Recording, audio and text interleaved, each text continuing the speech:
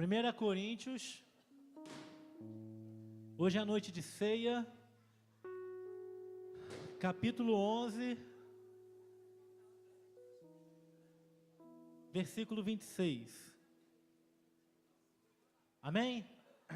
Diz assim: porque todas as vezes que comerdes desse pão e beberdes do cálice, proclamais a morte do Senhor, até que Ele venha. Feche seus olhos. Deus, fale conosco mais uma vez nessa noite, Pai, através da Tua palavra, Senhor. Que não seja eu, mas o Teu Espírito que habita em mim, e que nós possamos entender aquilo que o Senhor quer falar aos nossos corações. Acalma o nosso coração agora, nos faz agora nos conectarmos com o Senhor, nos concentrarmos na Tua mensagem, para que ela venha achar lugar em nosso coração, Deus. Em nome de Jesus, amém. Irmãos, eu vou tentar ir até o final, porque a madrugada acabou com a minha garganta, mas quando a gente estava aqui, ontem tivemos esse tempo de mesa, que é esse tempo de conversa, que a gente sentou e conversou aqui. Uma das coisas que nós ministramos aqui ontem, isso era 2 horas da manhã, é que qual é a motivação de nós fazermos isso? Por que nós nos importamos com pessoas? Porque talvez a gente ache que a maior motivação é o resultado. A maior motivação é os comentários que estão tendo nas redes sociais, positivos. Tem os negativos, que é bom, que dá visualização também. Então tudo é bom. Mas a gente fica perguntando, será que o resultado, a aceitação, que foi o objetivo? E uma das coisas que Deus ministrou no meu coração para a gente compartilhar essa madrugada aqui, é que não, o resultado ele faz parte, mas o que nos motiva a fazer isso, é o que nós vamos fazer com isso, é o que nós vamos fazer depois de todo esse resultado. Por quê? Porque assim como a Érica falou aqui, que aquela menina, ela falou que vai vir aqui, outros podem aparecer aqui. E a pergunta que nós fizemos é: como que nós estamos preparados para receber pessoas? Como que nós estamos preparados para caminhar com novas pessoas? Como que nós estamos preparados para ser uma igreja que abraça, ser uma igreja que acolhe, ser uma igreja que realmente está atenta a isso e se importa com isso? E aí, meus amados, algo que nós ministramos aqui ontem, eu creio que nós fomos impactados por isso. Esse lugar que a gente consegue abraçar pessoas é um lugar chamado mesa. Que mesa é essa? É a mesa de Cristo. É a mesa do banquete que Cristo preparou a cada um de nós. Essa pulseira que eu estou aqui fala isso, um grande banquete. Ou seja, um banquete que Cristo, Ele preparou para todas as pessoas. E por que uma mesa, meus amados? Porque quando a gente começa a pensar sobre isso, a gente vai ver que aquilo que Cristo Ele deixou para a igreja, aquilo que Cristo Ele deixou de ensinamento, foi através de uma mesa. Foi numa mesa que Cristo, antes de entregar a sua vida por cada um de nós, Ele foi traído. Foi numa mesa que Ele ganhou um beijo no rosto e Ele foi traído. Mas, meus amados, foi numa mesa também que, depois de ressurreto, Ele veio e sentou com seus discípulos e mostrou as marcas na mão. Por quê? Porque, meus amados, porque a mesa é o lugar de comunhão. A gente acha que às vezes manifestar a glória de Deus é a manifestação que acontece no culto. Manifestar a glória de Deus é a manifestação dos grandes encontros. É sentir alguma coisa boa, sentir algo que a gente sai daqui renovado. Isso faz parte da glória de Deus. Mas, meus amados, manifestar a glória de Deus é manifestar o serviço com os outros, é manifestar você sentar na mesa com quem não é igual a você e você servir essa pessoa, porque Cristo fez isso. Ele veio sentar numa mesa para nos servir, dando a sua vida, sendo um cordeiro no nosso lugar. Então, qual é o nosso papel como igreja? O nosso papel como igreja, meus amados, é fazer com que pessoas venham e sentem nessa mesa. É fazer com que pessoas venham e participem da mesma mesa que nós estamos sentados. E essa noite eu quero falar então sobre a mesa de Cristo. Essa noite eu quero falar sobre o lugar da graça e da liberdade que nós temos nessa mesa de Cristo. E aqui nós estamos em 1 Coríntios, e aqui é o grande texto da ceia, quando Paulo, ele está falando da ceia do Senhor. Mas, meus amados, quando Paulo ele fala sobre isso, ele não está aqui estabelecendo um ritual. Mas Paulo aqui, ele está apontando para uma realidade espiritual que nós começamos a viver quando nós sentamos nessa mesa. Porque a mesa de Cristo é a mesa da memória. A mesa de Cristo é a mesa da comunhão. A mesa de Cristo é a mesa do anúncio da obra que Cristo fez. E, meus amados, cada vez que nós participamos dela, nós testemunhamos, irmãos, a vida de Cristo. A vida de Cristo que nos alcançou. E mais a vida de Cristo que irá voltar. Então, em primeiro lugar, a gente começa a ver que a mesa de Cristo é um lugar de igualdade.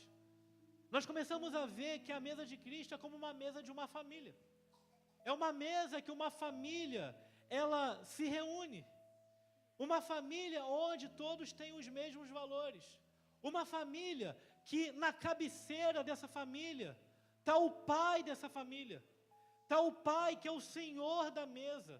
Mas, meus amados, quem está em volta desse pai, quem está compartilhando dessa mesa, são pessoas iguais. São pessoas que não são maiores ou menores. São pessoas que não são mais especiais ou menos especiais. Mas são filhos que não são rivais. São filhos que compartilham de uma mesa com o Pai que está nos céus. São filhos que sentam nessa mesa para compartilhar um lugar de igualdade. Sabe por quê, meus amados? Porque na mesa do Senhor não há quem se exalte e quem seja diminuído. Quando nós sentamos juntos na mesa de Cristo, nós começamos a ser todos iguais, porque nós começamos a ver que nós somos filhos do Pai que está na mesa. Nós somos filhos do Pai que compartilha o pão. Nós somos filhos do Pai que preparou um banquete, preparou uma mesa para compartilhar uma mensagem com a gente, para compartilhar uma vida com a gente. Então a gente começa a ver que essa mesa do Pai, essa mesa que o Pai prepara, é uma mesa que é lembrada de redenção. Por quê, meus amados? Porque essa mesa é como se fosse um bilhete que nós recebemos para embarcar num lugar onde essa mesa está preparada. Só que quando a gente recebe esse bilhete, meus amados, nós não precisamos pagar esse bilhete, porque esse bilhete já foi pago pelo nosso Pai. E nós embarcamos agora nesse lugar com esse bilhete para sentar nessa mesa, porque o Pai, Ele vai partilhar com a gente do cálice, Ele vai partilhar com a gente do pão, Ele vai partilhar com a gente, meus amados, da obra que Ele fez. Ou seja, quando Ele chama a gente para sentar na mesa dEle, Ele está falando, você não precisa acrescentar nada nessa mesa. Você não precisa fazer mais nada para essa mesa ficar bonita, porque eu já arrumei a mesa para você, porque eu já preparei a mesa para você sentar, porque eu já preparei o lugar para você sentar. Então, meus amados, toda vez que nós participamos dessa mesa, nós sentamos nessa mesa e nós olhamos e temos a certeza de que o preço foi pago, de que aquilo que foi preparado naquela mesa já foi pago por alguém que nos amou, já foi pago por alguém que preparou uma mesa, que fez uma obra que a gente não poderia fazer, que deu agora um bilhete de salvação, deu agora um acesso para um lugar de segurança, deu agora um acesso para um lugar de paz, deu agora um acesso para quando a gente tiver desespero na nossa mente, no nosso coração. Ele fala: filho, sente à mesa do teu lado, porque eu vou te trazer segurança. Irmãos, mas essa mesa que Cristo prepara é uma mesa de comunhão, é uma mesa, meus amados, como de um grande banquete de um casamento, onde todos compartilham da mesma alegria. Irmãos, quando a gente entende isso, a gente entende que participar dessa mesa não é um ato individualista. A gente entende que participar dessa mesa é um ato comunitário, ou seja, nós somos lembrados, meus amados, todos os dias, que quando nós participamos dessa mesa, nós participamos de um só corpo. Quando nós participamos dessa mesa, nós somos chamados à mesa para participar da reconciliação, do amor prático todo dia. É por isso que nós acreditamos no Evangelho. Sabe por quê? Porque distribuir essas bolas não foi apenas distribuir uma mensagem para as pessoas, elas olharem e sentirem um refrigério ou uma paz, mas distribuírem essas bolas foi uma mensagem para demonstrar o amor prático da obra que Cristo fez no meu e no seu lugar, o amor prático que Cristo fez e deixou para a gente fazer também, porque assim como Ele nos chamou para participar da mesa dEle, Ele nos deu a missão de continuar trazendo pessoas para essa mesa, através do amor que Ele derramou sobre as nossas vidas. Nós somos chamados para participar da mesa da comunhão. E, meus amados, quando nós participamos da mesa da comunhão, nós começamos a entender que nós caímos numa mesa que nos traz uma liberdade. Sabe por quê? Porque quando nós estamos nessa mesa, essa mesa, meus amados, que ela foi como uma cela que foi aberta. Essa mesa simboliza que nós estamos aqui e como se fosse uma cela aberta. E nós podemos a qualquer momento sair dessa mesa. Nós temos a liberdade de sair dessa mesa e não participar mais dessa comunhão. Mas, meus amados, mesmo podendo sair, nós começamos a sentir, meus amados, que participar desse lugar é a melhor coisa do mundo. Nós insistimos em permanecer dentro dessa mesa. Sabe por quê? Porque quando a gente senta nessa mesa, nós começamos a perceber que Cristo levou toda a culpa da nossa condenação. Quando a gente senta nessa mesa, nós começamos a perceber que Cristo levou toda a culpa da nossa condenação, levou toda a nossa religiosidade.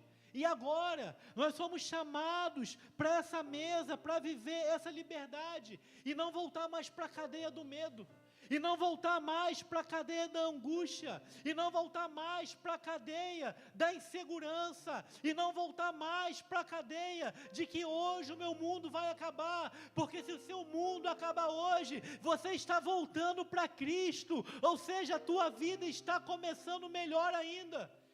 Essa mesa, ela nos traz esperança. Essa mesa, ela nos traz alívio. Essa mesa, ela tira a nossa culpa. Essa mesa, ela tira o nosso fardo. Essa mesa, ela nos traz alegria, meus amados. Essa mesa é um lugar onde a gente lança fora as máscaras e nós começamos a viver como filhos. A gente lança fora a nossa capa. A gente começa a viver agora como filhos, como alguém que depende de um pai que está nos céus, que está olhando para cada um de nós. Só que, meus amados, para a gente conseguir viver essa mesa intensamente, nós temos que entender que obra que Cristo fez ao redor dessa mesa. Porque dentro dessa mesa existe também a mesa da traição. E essa mesa da traição, ela revela a fraqueza do homem. Coloca o texto aí, por favor. Mateus capítulo 26, do versículo 20 até o versículo 25. Evangelho de Mateus, capítulo 26, versículo 20, diz assim: ao anoitecer, sentou-se à mesa com os discípulos. 21. Enquanto comiam, ele disse: em verdade vos digo, que um de vós me trairá. Profundamente tristes, cada um deles começou a dizer-lhe: sei que não sou eu, Senhor. Ele respondeu: quem me trairá, come comigo da tigela. Na verdade, o Filho do Homem vai, conforme está escrito, a seu respeito. Mas ai daquele por quem o Filho do Homem é traído. Para essa pessoa seria melhor se ele não tivesse nascido. E também Judas, que o estava traindo, disse: sei que não sou eu, Rabi. Respondeu-lhe o Senhor Jesus: sim, tu és. Irmãos, Judas, ele estava na mesma mesa que Jesus. Judas, ele estava comendo o mesmo pão, mas seu coração estava longe de Jesus. Irmãos, a traição para Jesus não aconteceu fora da mesa. A traição para Jesus, ela aconteceu dentro do ambiente de comunhão. Ou seja, nós podemos às vezes, meus amados, estar próximos do ambiente da fé, mas distantes do coração de Jesus, distantes do coração de Cristo, com o nosso coração distante dele, sabe? Essa mesa, ela faz a gente refletir diariamente como que está o nosso coração em relação a Cristo, em relação a viver uma vida de comunhão, em relação a viver uma vida de amor com Ele. Sabe por quê, meus amados? Porque quando nós estamos participando da mesa, às vezes nós achamos que participar da mesa é fazer todos os ritos religiosos. Participar da mesa é só viver essa vida de domingo a domingo. É só participar das atividades de culto da igreja. Eu fazer minha devocional e está tudo bem, eu estou na mesa de Cristo. Judas participou de tudo isso. Viu os milagres acontecerem. Caminhou com Jesus. Esteve em todos os momentos. Esteve na mesa o tempo todo. Mas o coração dele estava distante. Mas o coração dele era um coração que não estava inclinado para Cristo. Irmãos, não adianta a gente fazer de tudo. Não adianta a gente participar de tudo, se o nosso coração não estiver inclinado para o Cristo de nossas vidas. Se o nosso coração não estiver ardendo por viver uma vida de comunhão com Ele, ardendo por doar a nossa vida por Ele, ardendo por doar a nossa história, ardendo para deixar tudo aqui em serviço, em adoração a Ele. Irmãos, quando nós participamos da mesa, nós sempre vamos ter algo para transbordar. Nós sempre vamos ter um pote para deixar ele encher pela presença de Cristo e transbordar não só na nossa vida, mas transbordar sobre vidas, transbordar sobre a nossa família, transbordar sobre a nossa igreja, transbordar sobre a sociedade, transbordar sobre os nossos amigos. Eu não sei como que você entrou aqui nessa noite. Eu não sei se talvez o teu coração está apertado. Eu não sei se você está passando por lutas insondáveis, lutas desesperadoras, que você não tem mais forças. Mas nessa noite, a mesa de Cristo, ela enche o teu pote para você continuar transbordando a glória dEle. Irmãos, a mesa, ela revela a fraqueza do homem. Mas a fraqueza do homem não faz essa mesa parar. Porque a mesa, ela revela, meus amados, a ressurreição de Cristo. Ela revela o Cristo revelado. Lucas capítulo 24. Coloca aí, por favor. Lucas capítulo 24, versículo 30 e 31. Os discípulos estão caminhando tristes ali. Depois que Jesus ressuscita, ele encontra aqueles dois discípulos no caminho de Emaús. E ele pergunta: o que está acontecendo? E os discípulos falam: você não sabe o que está acontecendo? O Jesus de Nazaré, ele morreu. Falaram que ele ressuscitou as mulheres, mas ninguém viu. E era o próprio Jesus falando com eles. E eles não perceberam, meus amados, que Jesus estava do lado deles, que Jesus estava ali falando com eles, ressurreto, glorioso. E aí, meus amados, o texto mais para frente vai falar, versículo 30, por favor, vai falar, depois disso, eles vão para um lugar, e aí fala, estando com eles à mesa, com aqueles discípulos, aqueles dois e mais um grupo, Jesus pegou o pão, e o abençoou e partindo, o distribuía. Então os olhos deles foram abertos, e reconheceram que ele desapareceu diante deles. Ou seja, meus amados, quando Jesus, ele reparte o pão com os discípulos, quando ele reparte o cálice com os discípulos, eles conseguem agora entender que Jesus está vivo. E meus amados, como que a gente consegue entender que Jesus está vivo? É na comunhão com Cristo que nós temos a revelação, a clareza e o renovo espiritual. Nós só vamos entender a obra de Cristo se nós tivermos comunhão com Cristo. Nós só vamos entender que Cristo, que essa mesa revela a ressurreição de Cristo, se nós tivermos comunhão com Cristo. Sem comunhão com Ele, nós nunca vamos entender que a mesa dele revela quem Ele é, que a mesa dele revela quem Ele ressuscitou. E aí eu lembro daquele texto, daquela passagem, que Jesus, antes de ser entregue por Judas, antes de ele fazer a ceia, ele vai orar, lembra disso? E ele vai orar e ele fala assim, Pai, se possível, afasta de mim esse cálice. Quantos lembram dessa passagem? Muita gente acha que quando Jesus fala sobre isso, ele está falando, Senhor, eu vim aqui fazer essa obra, mas se possível, Deus, não deixa eu sofrer. Se possível, não deixa eu passar por esse sofrimento. Irmãos, não é sobre isso que Jesus está falando. Porque quando a gente começa a olhar o cálice,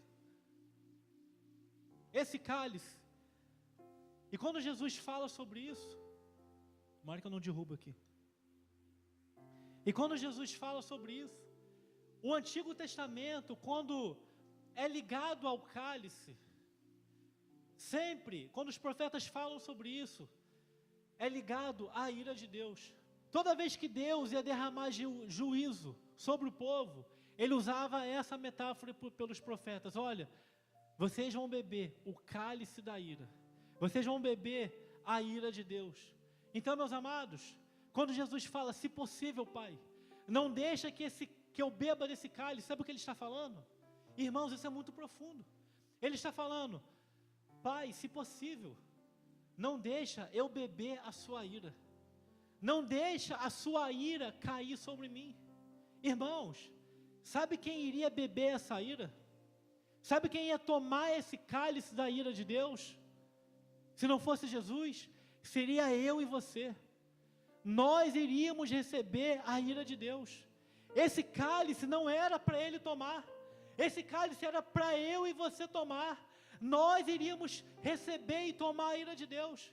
Mas ele se fez maldição no nosso lugar e ele recebeu essa ira. Ele recebeu tudo aquilo que a gente ia receber. Então, quando a partir de hoje, daqui a pouco você vai ceiar, quando você pegar esse cálice, não olhe só pelo sangue, olhe que você está bebendo algo que seria terrível. Olhe e fale, essa ira eu ia beber e eu ia ser condenado, mas ele bebeu no meu lugar. Ele bebeu aquilo que eu ia beber. Ele recebeu aquilo que eu ia receber. Por isso que o sangue dele, meus amados, é o sangue imaculado. É o sangue que lava agora os nossos pecados. É o sangue que transforma as nossas vidas. É o sangue que nos traz para a mesa da comunhão com Ele. Porque somente em comunhão com Ele, nós não bebemos essa ira. Irmãos, mas a mesa, ela também traz a restauração dos discípulos. Não precisa colocar o texto para adiantar, mas João, capítulo 21, do 9 ao 7, Vai falar que Jesus vai ao encontro de Pedro ali, Pedro está pescando. Jesus manda lançar a rede para o outro lado. E depois Jesus começa a falar para Pedro: Pedro, você me ama? Apacenta as minhas ovelhas. Pedro, você me ama? Apacenta as minhas ovelhas, apacenta meus cordeirinhos. Irmãos, por que Jesus pergunta isso para Pedro? Porque o que o Pedro tinha feito com Jesus antes? O que Pedro tinha feito? Tinha negado Jesus 3 vezes. Pedro, ele estava com vergonha de Jesus, mas Jesus, ele vem, meus amados, e ele vem agora trazer Pedro para a mesa de novo. Sabe por quê? Porque na mesa de Cristo sempre há perdão. Na mesa de Cristo, meus amados, sempre há perdão para a nossa queda. Na mesa de Cristo sempre há perdão e sempre há uma nova oportunidade para servir a Ele. Irmãos, essa mesa, ela nos traz a esperança que nós não seremos condenados, porque Ele fez uma obra que nós não poderíamos fazer. Ele abriu um caminho de salvação, Ele abriu um caminho de restauração, de comunhão com o Pai. Assim como Pedro, Deus hoje quer te trazer para a mesa através do perdão. Se você entrou aqui nessa noite achando que a sua vida é uma vida que você não tem mais condições, porque você não tem conseguido vencer um pecado, você não tem conseguido lutar contra a sua carne, hoje Cristo te traz para a mesa dele, para a mesa do perdão, para você recomeçar, para você caminhar. Irmãos, a mesa da traição, ela mostra a corrupção humana, mas a mesa da ressurreição, ela mostra a graça divina. Onde houve o pecado, onde houve a queda, hoje Cristo oferece o recomeço. E eu sei que aqui nessa noite, existem pessoas precisando de um recomeço. Existem pessoas precisando recomeçar a sua história de comunhão nessa mesa. E não são pessoas que estão afastadas, não são pessoas que estão sofrendo por conta de problemas emocionais. Existem pessoas que estão nessa mesa e hoje estão precisando ter a sua força renovada para recomeçar nessa mesa. Essa palavra é para você. Deus te trouxe hoje aqui para falar: filho, assente na mesa de novo, porque o seu lugar está guardado aqui. Eu sou o seu pai, eu te amo, eu estou com você. E, meus amados, sabe qual é a maior lição da mesa? É que a glória do Pai, ela é revelada no serviço do irmão. A partir de hoje, quando você sentar nessa mesa, você não vai sentar nessa mesa para você só degustar do banquete. Você vai sentar nessa mesa para você oferecer o banquete a todas as pessoas. A glória do Pai vai ser revelada na sua vida, como está sendo revelada hoje na cidade por conta dessa ação. A glória do Pai está sendo revelada não porque a gente fez alguma coisa, ela está sendo revelada porque nós fomos servir pessoas. Você é chamado para servir quem está do teu lado. Mesmo você estar ruim, mesmo você estando doente, revele a glória do Pai, porque lugar na mesa você já tem. Amém?